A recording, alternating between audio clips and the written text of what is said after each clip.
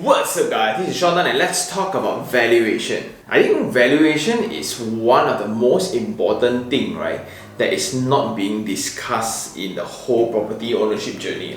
So a valuation report that provides the value is actually done by a professional body or a person called a valuer. A property valuer's job is to determine the property value, and banks will actually decide whether to provide the financial to a buyer or not for this transaction based on the report given by the professional valuer. So how is this very important is because there's a misconception between bank value equivalent to market value. That's most often the time, but sometimes it's not. Like sometimes bank values the property way higher in comparison to the market value. And to illustrate the points further, let's put in some examples. New properties, especially township properties, right, the first phase one, always will have difficulties in sub-sale value. It means that maybe the first phase of a township, let's say it's a condominium or an apartment, right? They start selling 500,000, 600,000, 700,000 already until the final after they already hand over an MVP, the property, let's say it's 1 million selling price by the developer. But most often the time, these remaining units will be stuck for a very long time. Why? Because here 1 million, right? But then the banks usually will only be able to provide up to 700 over thousand or 800,000. So this is always the valuation problems that they have in order to clear unsold units. This is because valuation is actually done in 5 different school of thoughts or methods. In theory based, we have the cost method, investment method, then comparison method. And investment and comparison method is the most common use in residential and commercial properties. In other words, to determine your property whether is it 1 million or not, right, is really based on is there any other transactions of similar properties that is above 1 million. So for a new launch property, then unsold at 1 million, right, there's no such value properties being transacted in the proximity. Therefore, it's always a difficult thing to actually acquire the valuation of that price. What will this cost is the developer will need to hold all these units, right, for a longer time of period, because it will need to be another few more years, right, before the properties transactions in the sub-market actually happens, and it will drive up the valuation. Another scenario to everyone's favorite, like no money down deal, below market value deal. You buy a property, right, that can actually cash out. What does all this mean? Zero money down deal means for a sub-sale market, let's say I have a property which is 500,000 and I want to buy it. But when I go and check with the bank, it's actually valued at 550,000.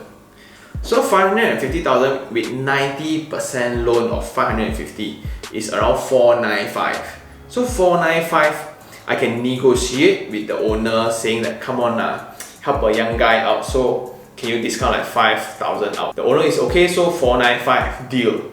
So after I purchase 495 from the owner and I get the bank value at 550,000, which means the SPA is actually stating 550,000 purchase price. So if this deal goes through, I don't have to pay any cent at all, which is 10%.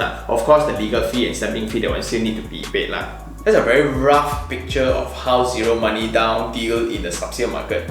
But for developers, it's actually very natural already, which is 10% off. Every property, you will need to put a 10% down payment. So all these are different examples of zero money down. This only can happen when a property has a very high bank value than the market value. Another very夸张, very extravagant example is people now buy property and they can have 30% cash back. So actually the property is actually selling at 700,000, right? Cannot sell already, but then because you need to pay down payment, all this, that, then now what the developer can do is, because they will check with the bank, dear Mr. Bank, how much is the bank valuation of this? I can justify future highway or a lot of proximity, got a lot of boosters such as supermarket this that to boost up the value, let's say until 1 million. So now I'm actually selling 1 million to the public.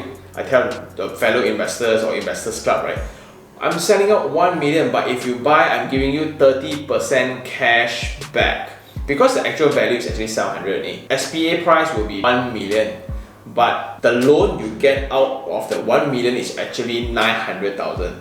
So 900,000, you minus off the purchase price, you can actually have cash of 200,000, which is sweet.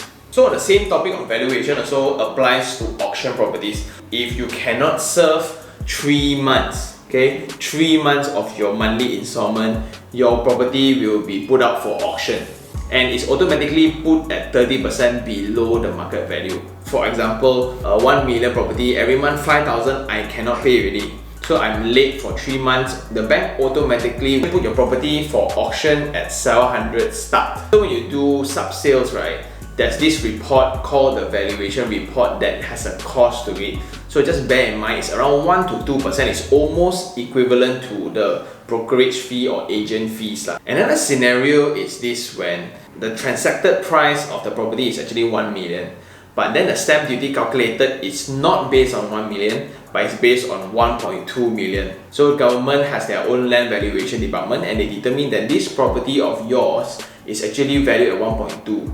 Because the only revenue for the local authorities is actually this kind of tax. So they will actually base, okay, I think it's 1.2, not 1 million, and the stamping fee is calculated based on 1.2, which is higher. So in conclusion, there's a difference between bank value and market value.